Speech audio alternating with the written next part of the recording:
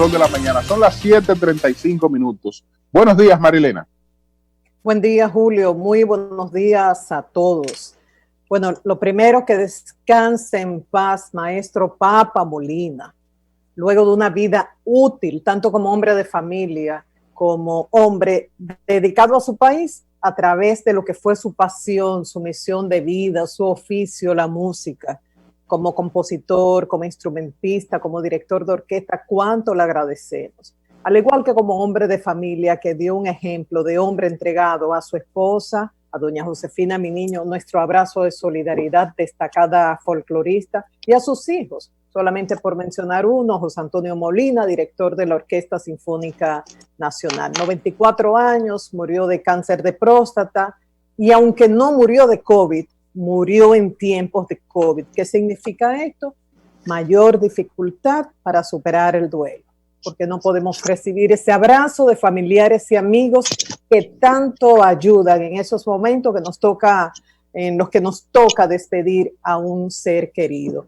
Qué bueno que pudo recibir reconocimiento y homenajes en vida. Siempre decimos que luego que la gente se muere, pues se hacen una serie de homenajes póstumos, pero mejor hacerlos en vida. Entonces, hace 2 años, SER TV Dominicana, el canal estatal, precisamente rindió un homenaje a Papa Molina, designando con su nombre el salón de eventos y actividades.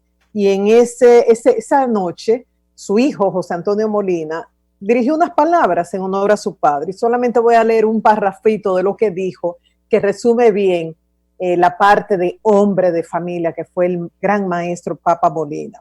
Dijo José Antonio: desde niño me enseñó que cuando se siembra una semilla de amor, tienen frutos y florecen, y que los hombres son más altos cuando están de rodillas ante Dios. Pero sobre todas las cosas me enseñó a dar gracias a Dios todos los días. Ese fue el maestro Papa Molina. Y destacamos esto porque a veces, cuando tenemos una carrera exitosa, volcada hacia afuera, a veces nos olvidamos de lo que es la familia, de lo que es el hogar. Y cuando encontramos gente con un equilibrio, con un enfoque holístico de la vida, que se ocupan de la familia, que se ocupan de su trabajo, que aportan a la sociedad, hay que decirle gracias, gracias por su ejemplo. Que en paz descanse, maestro Papa Molina, y siga la luz. Creo que hoy tendremos la oportunidad de conversar más adelante con el embajador Hugo Giuliani Curi.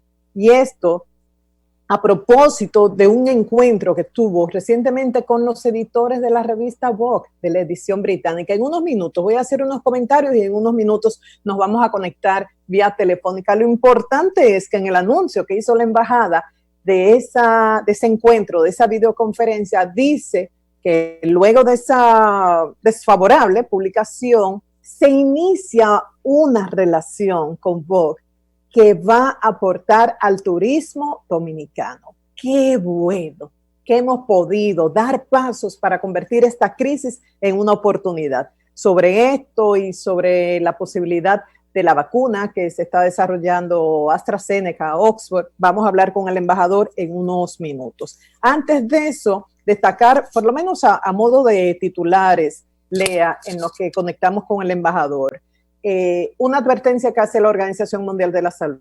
¿Qué dice la OMS? Que reabrir las escuelas en los países donde los contagios, la transmisión sigue muy alta, es un riesgo. Y lo único que va a hacer es empeorar la situación, que solamente recomiendan la reapertura cuando los contagios han bajado, las cifras han bajado y hay seguridad, tanto para alumnos como para maestros.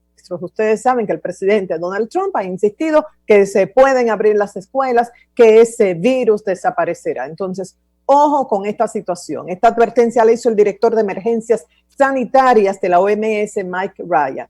¿Que necesitamos la enseñanza, el aprendizaje de los alumnos? Sí. Que hay un factor económico, muchos colegios, muchos maestros, muchas personas que viven de esto. Sí. Pero la salud y la vida primero. En cuanto al turismo, ustedes saben que julio ha sido muy lento. Definitivamente vamos a tener que apelar al turismo local en lo que se logra activar esta industria. ya que los cruceros hasta después del 31 de octubre no podemos contar con ellos. La Asociación Internacional de Líneas de Cruceros decidió extender hasta el 31 de octubre la suspensión de los mismos, de los cruceros. ¿Por qué? Por la situación del COVID.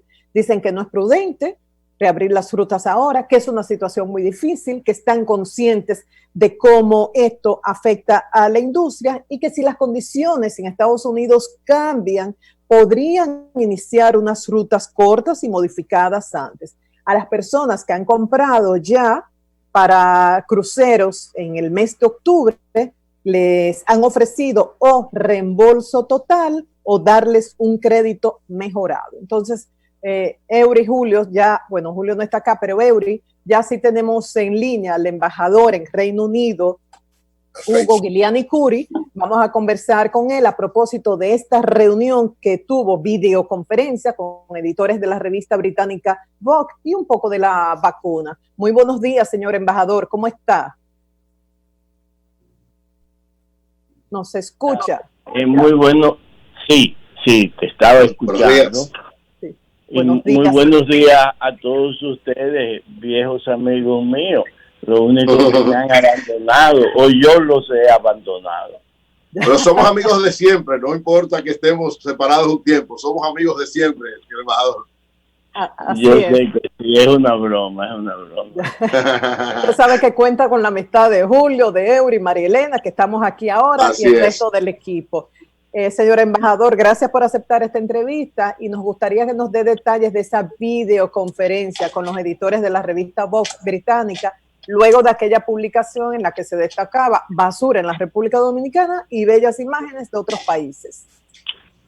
Bueno, lo primero es que lo que salió en la revista Vogue, la Vogue británica, fue en cierto sentido algo que no esperábamos. No esperábamos por muchísimas razones y mucho menos en esa revista. Al ver lo ocurrido, quisimos ya en forma personal, o sea, cuál fue mi estrategia, ver en los primeros días lo que ocurría. Nos dimos cuenta de la enorme capacidad de los dominicanos cuando fueron a las redes, que realmente uno se quedó asombrado. Eso es una fuerza oculta que debemos tener en cuenta, porque yo mismo no pensaba que podrían tener ese impacto.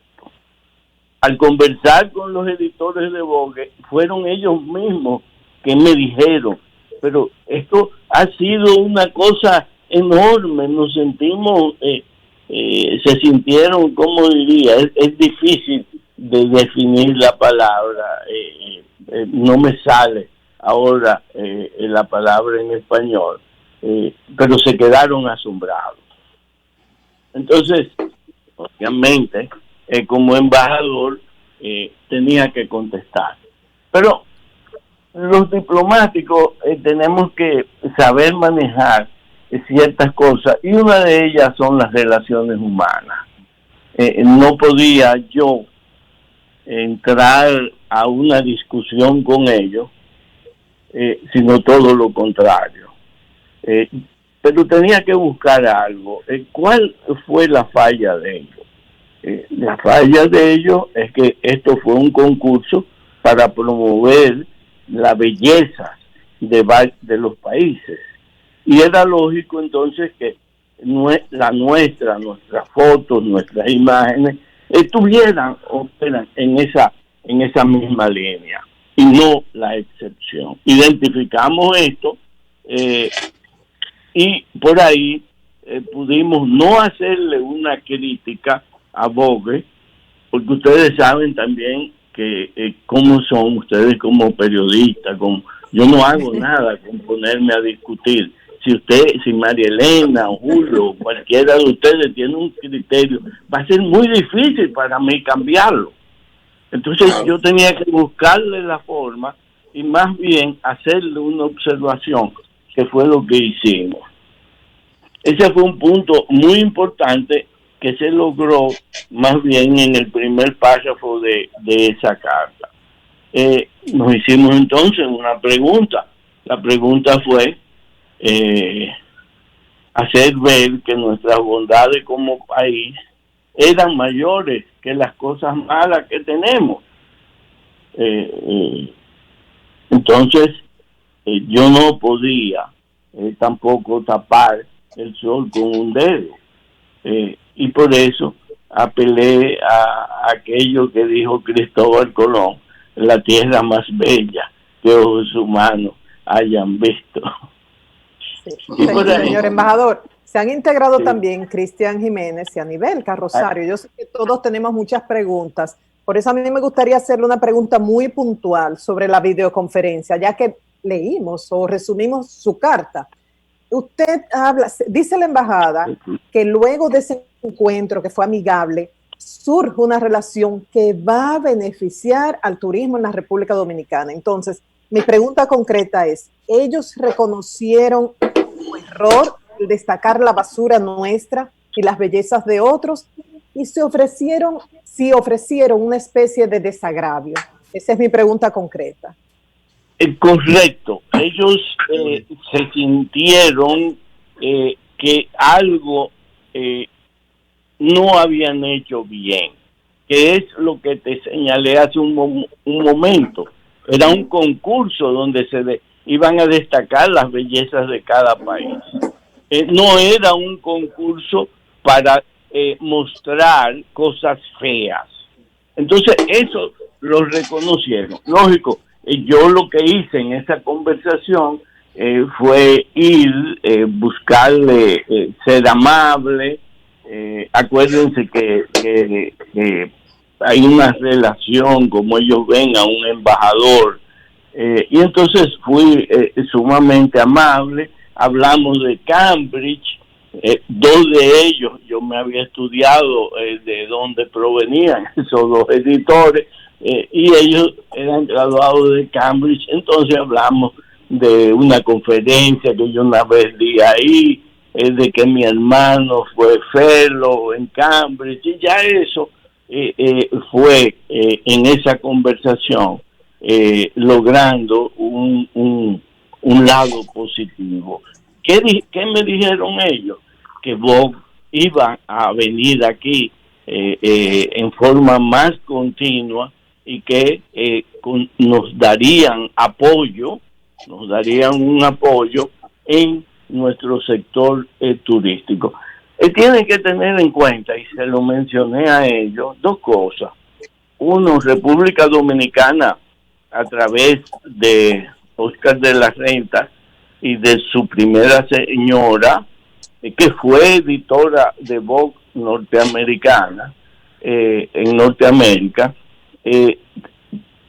existía una relación entre Vogue y República Dominicana. Ese fue un punto crucial para ir dándole a la conversación ese lado positivo. Por lo tanto, María Elena, fue una conversación cordial, donde nos reímos, no era que nos disculpáramos, pero sí cada uno aclarar posiciones. Posiciones, por ejemplo, la basura en nuestras playas. Okay, hay mucho de origen interno que la creamos nosotros aquí, que nos hemos tardado en prohibir, como otras islas del Caribe, a los plásticos.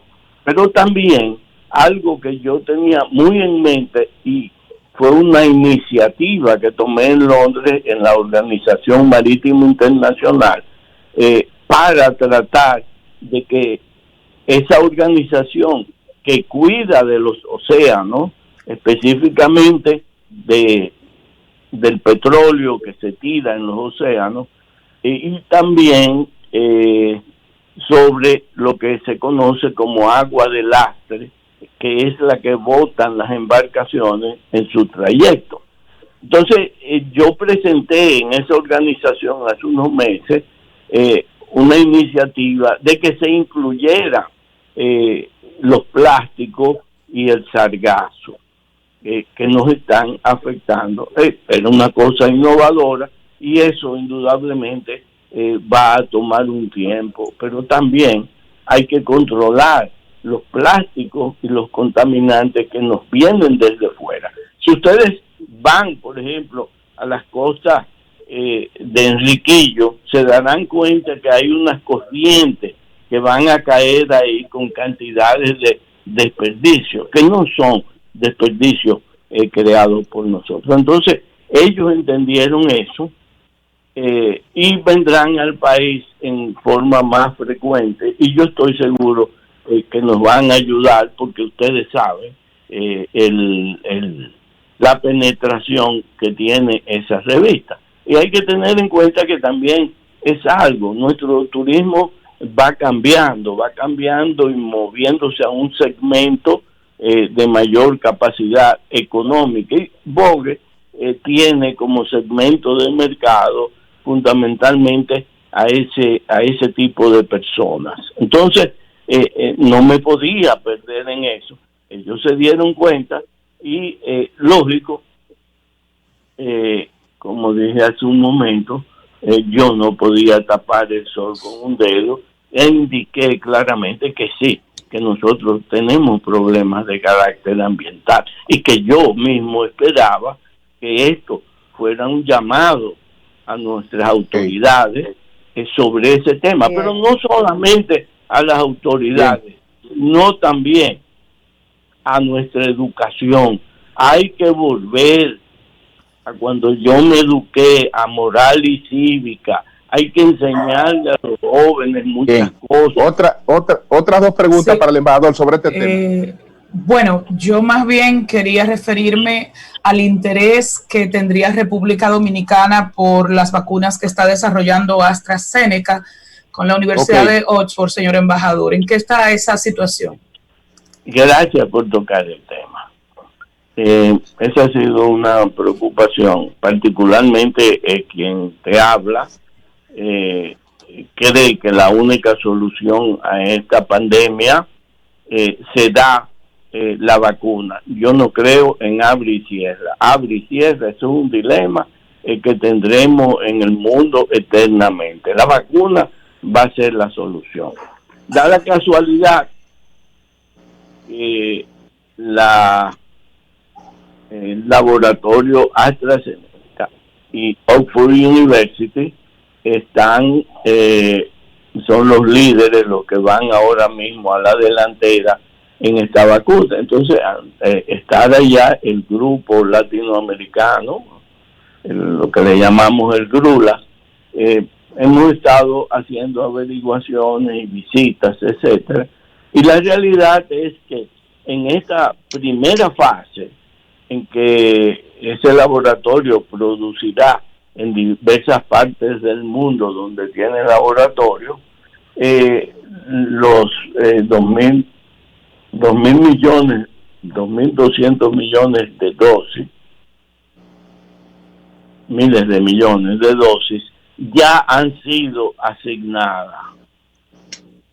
Es decir, los países, determinados países grandes con mayores recursos, han puesto ya dinero en eso, caso Estados Unidos, India, Brasil, etcétera. Y esas, la totalidad de su producción de esta primera fase está prácticamente ya asignada. AstraZeneca, al menos en esta fase, no va a hacer ventas directas, sino que va a cumplir con esos compromisos.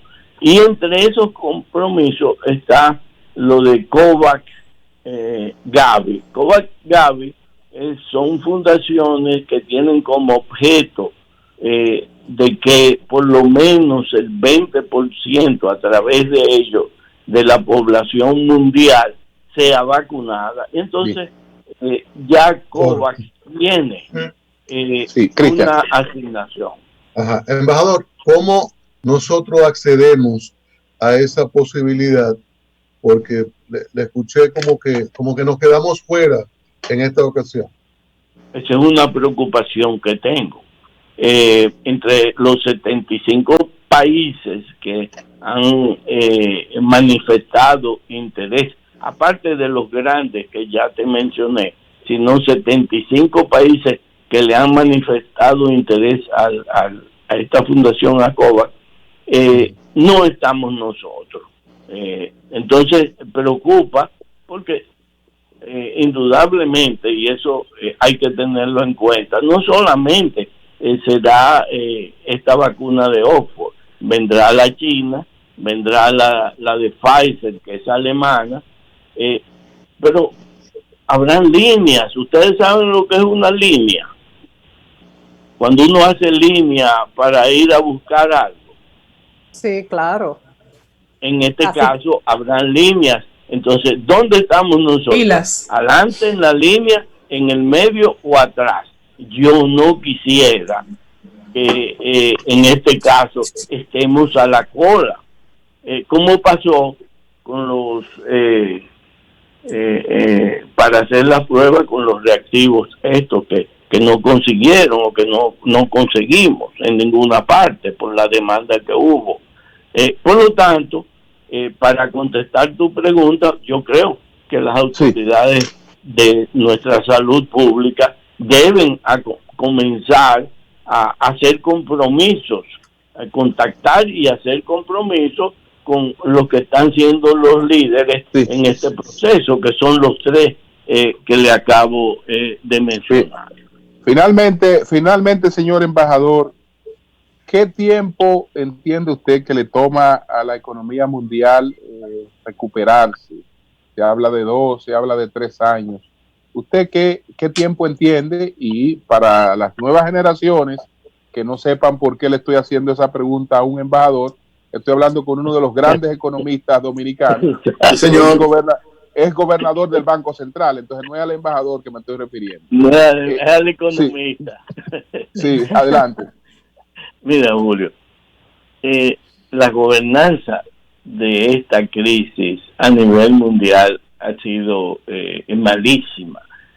Tanto así que, por ejemplo, el Consejo de Seguridad de las Naciones Unidas, yo pensé y creo que en aquel momento hice intento con nuestros representantes ahí de meter una resolución en que ese Consejo de Seguridad se encargara de manejar los recursos que se habían recibido de países específicos, caso donde yo estoy, Gran Bretaña, que no dio ayuda específica, sino que el dinero que dio se lo dio a Naciones Unidas. O sea, lo hizo a nivel multilateral y no a nivel bilateral. Y así hubieron muchos países. Entonces, que esos recursos fueran manejados por el mismo Consejo de Seguridad. Fracaso. ¿Por qué? ¿Qué pasó?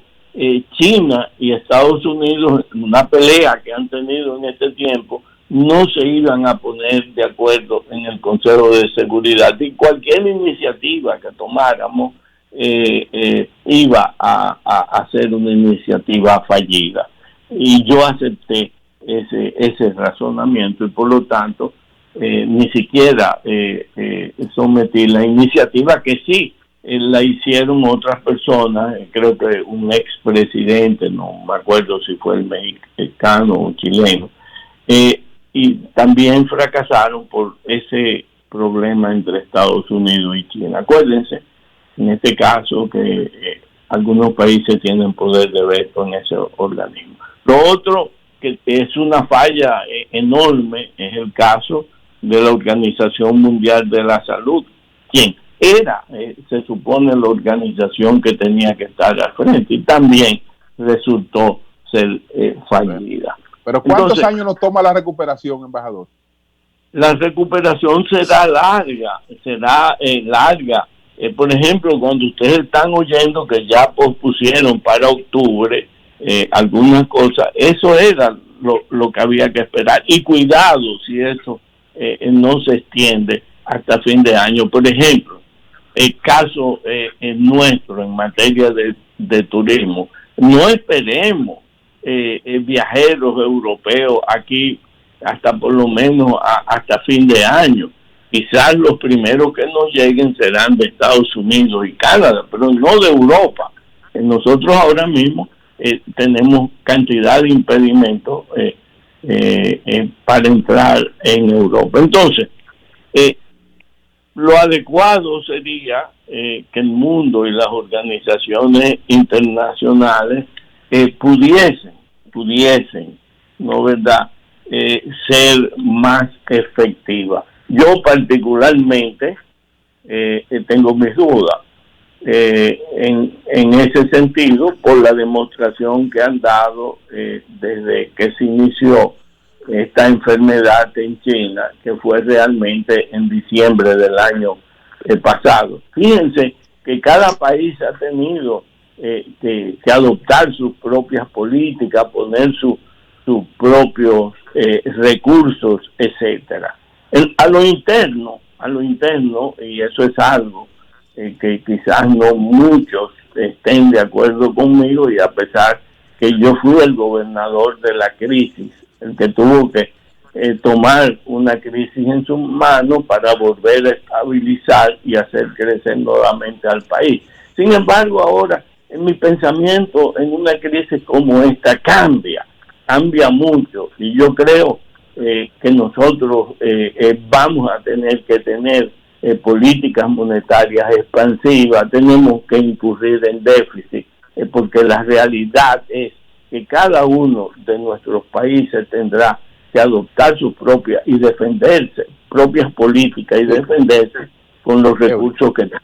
De parte de fuera vendrán alivios, diríamos, a la deuda de países pobres como el nuestro, y creo que habrá o se podrán formar una especie de mecanismos financieros que nos permitan a nosotros, a los países de mediano ingreso y pobres como el nuestro, de poder paliar esta crisis. Si tomará años, acuérdense, porque yo participé en esa, que fue la crisis de la deuda externa en el mundo, donde eso se llamó la década perdida. Por lo tanto, tendremos quizá otra década perdida de aquí en adelante.